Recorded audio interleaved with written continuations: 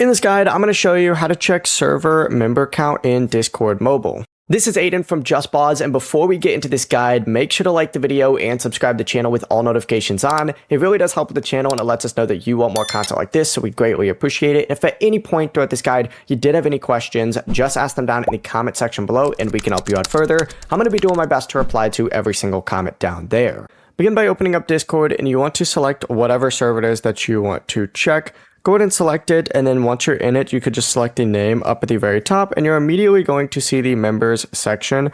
You can go ahead and select members, or you can also just see online and how many members you have right underneath the name as well. So as you can see, it looks like we have 7 online right now and 8 members in this private Discord server that I have right now.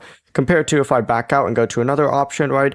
This one has 890 members and only 69 are online, which is kind of crazy. But the process is as simple as that. Before you do leave, make sure to like the video and subscribe to the channel with all notifications on. It really does help with the channel, and it lets us know that you want more content like this. We'd greatly appreciate it. And if at any point throughout this guide you did have any questions, just ask them down in the comment section below, and we can help you out further. I'm going to be doing my best to reply to every single comment down there. Peace.